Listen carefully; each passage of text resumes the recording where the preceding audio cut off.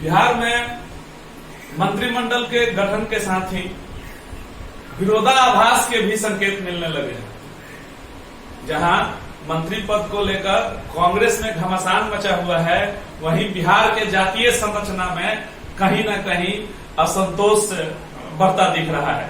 बिहार में जैसा कि आप जानते हैं कि बिहार के राजनीति में जातीय समीकरण बहुत ही महत्वपूर्ण है और मंत्रिमंडल के गठन में जिस हिसाब से जातियों का जो समीकरण सेट हुआ है, उससे कहीं न कहीं अग्री जाति के जो प्रतिनिधि हैं, जो विधायक हैं, चाहे वो किसी भी दल के हों, कहीं न कहीं असंतुष्ट सा दिख रहे हैं। नमस्कार, आप देख रहे हैं गणदेश लाइव और मैं हूं आपके साथ मुकेश सिंह जयतेश। बिहार के राजनीतिक सरजमी लगभग तैयार हो चुकी है। भारतीय जनता पार्टी जहां नेता प्रतिपक्ष के तलाश में है, वहीं नीतीश कुमार के नेतृत्व में बिहार में महागठबंधन की सरकार पूर्ण रूपेण बन चुकी है। हमने तमाम खबरों के माध्यम से ये देखा कि किस तरह से बिहार के राज्यपाल फागू चौहान ने तमाम मंत्रियों को पद एवं गोपनीयता की शपथ दिलाई। इस बीच कांग्रेस में जो घमासान है वो थमने का नाम नहीं ले रहा है। अगर हम स्पष्ट रूप से बात करें तो बिहार में जो कांग्रेस की जो प्रतिनिधित्व क्षमता है वो 19 की है और 19 की एवज में मात्र 2 मंत्रियों को कैबिनेट में शामिल किया जाना कांग्रेस में असंतोष का सबसे बड़ा कारण बताया जा रहा है। एक मुरारी गुप्ता और एक अफाक आलम के द्वारा एक जहां अल्पसंख्यक समुदाय से एक मंत्री को दिया गया है, वहां एक अति पिछड़ा समुदाय को संतुष्ट करने के उद्देश्य से मुरारी गौतम को बिहार के कैबिनेट में शामिल किया गया है कांग्रेस की ओर से। लेकिन इन सबके बीच कांग्रेस के तमाम विधायकों का कहना है कि अगर हम पार्टी के 4 विधायकों के एवज में 1 मंत्री पद दिया गया है तो फिलहाल कांग्रेस के पास 19 विधायक हैं, तो उस लिहाज से कम 4 मंत्री मंडल में उनको स्थान मिलना चाहिए था, 4 मंत्री पद मिलना चाहिए था। रही बात बिहार प्रभारी भक्त चरण दास की, तो उन्होंने तेजस्वी यादव से, नीतीश कुमार से, अपने आला कमान से लगातार बैठक करके कई बातें सामने आई थी पूर्व में ही कि अभी वर्तमान समय में बिहार कांग्रेस की ओर से महागठबंधन की सरकार में सिर्फ 2 ही मंत्री शामिल होंगे, बाकी 2 मंत्री आगे देखे जाएंगे कैसे होना है, क्या डील हुई है। ये कंसेप्ट अब किसी से नहीं छुपा है, लेकिन अभी 2 मंत्री प्रभार में आ चुके हैं। अगर हम पूरे नीतीश कैबिनेट की बात करें तो इसमें अगर बिहार के जातीय समीकरण की हम बात करें, जातीय राजनीति का जो बेस है उससे अगर बात करें तो कई जाति के लोगों को इस कैबिनेट से फिलहाल अछूता रखा गया है और वो कैबिनेट में नहीं शामिल हो पाए।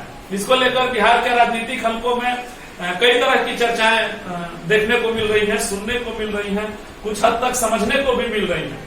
बहरहाल जनता दल यूनाइटेड के तमाम पुराने मंत्रियों को शामिल करके कहीं न कहीं जदयू अपने साथ को बचाने में कामयाब रही है, अपने अंदर विरोधाभास उत्पन्न होने से बचाने में कामयाब रही है और उन तमाम मंत्रियों को, उन तमाम कैबिनेट के सदस्यों को संतुष्ट करने में लगी है जो पिछले सरकार में भी लगभग बने हुए थे।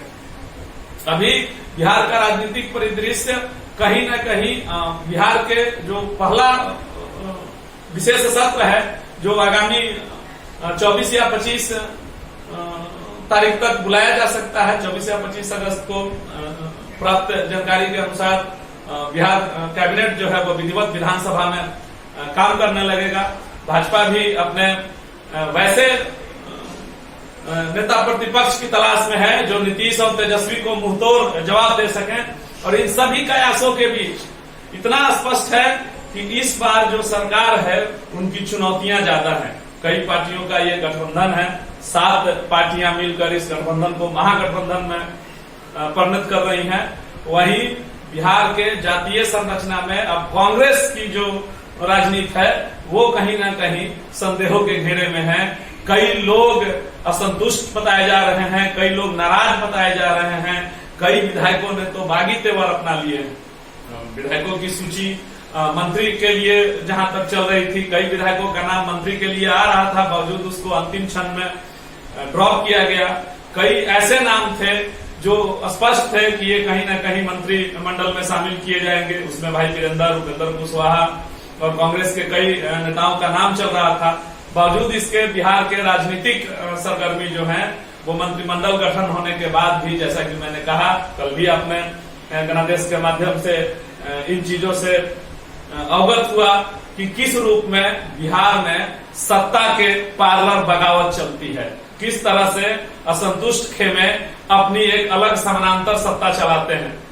हम आपको बिहार से जुड़ी तमाम राजनीतिक हलचलों से लगातार अपडेट करा रहे हैं और आज के इस हमारे विशेष प्रस्तुति में सिर्फ इतना ही आपको सूचित करना है, इतना ही आपको अपडेट करना है कि फिलहाल बिहार में मंत्रिमंडल गठन के बाद भी कांग्रेस सहित तमाम दलों में कहीं न कहीं एक असंतोष की भावना नजर आई है, कहीं न कहीं नाराजगी दिख रही है, जो आने वाले समय में ये बगावती तेवर देखने को मिल सकते हैं। भारतीय जनता पार्टी किस रणनीति के साथ विपक्ष की भूमिका अदा करती है ये आने वाले वक्त में तय होगा, लेकिन फिलहाल नीतीश कुमार के इस नए गठबंधन में, इस नए सरकार में कहीं ना कहीं कई चुनौतियां भी सामने आ रही हैं। सबसे बड़ी चुनौती रोजगार को लेके है, जहां राजद और जदयू ने एक एक करके लगातार बड़ी संख्या में नौकरियों का ऐलान किया है। बिहार के युवा काफी आसान्वित हुए हैं इस सरकार से। बहाली प्रक्रिया भी जो है वो लगभग लंबित है और उन्हें जल्दी से जल्दी युवाओं के बीच लाकर बिहार में बेरोजगारी के दंश को झेलना होगा। साथ ही तमाम विभागों में जो कर्मचारियों का क्राइसिस चल रहा है उसकी भरपाई करनी होगी। दूसरी ओर राजद और जदयू के बीच जो तालमेल की सबसे बड़ी बात है वो ये है कि शराबबंदी को लेकर कहीं ना कहीं दोनों दल एक दूसरे के उलट रहे हैं। एक और जहां नीतीश कुमार या जनता दल यूनाइटेड बिहार में शराबबंदी के प्रबल पक्षधर हैं, वहीं शराबबंदी को लेकर राजद के राष्ट्रीय अध्यक्ष से लेकर वर्तमान उप मुख्यमंत्री तक उनके कई तमाम नेता जो हैं वो शराबबंदी को विफल बता चुके हैं और वो शराबबंदी के घोर विरोधी बताए जाते हैं। और कैसे इसमें सामंजस्य बैठाया जाएगा ये देखने वाली बात होगी। आने वाले समय में एक बात तय है कि महागठबंधन की ये सरकार लगातार उन चुनौतियों का सामना करेगी, लगातार बिहार को विकास के पटरी पर ले जाने का प्रयास करेगी। शिक्षा और स्वास्थ्य जो लगभग बेपटरी सा हो चुका है उसे वापस अपने ट्रैक पे लाने की कोशिश होगी। बहरहाल गणादेश लाइव देख रहे हैं आप, बिहार के तमाम राजनीतिक हलचलों से आप अपडेट हो रहे हैं। आप देखते रहिए गणादेश लाइव। बहुत बहुत धन्यवाद।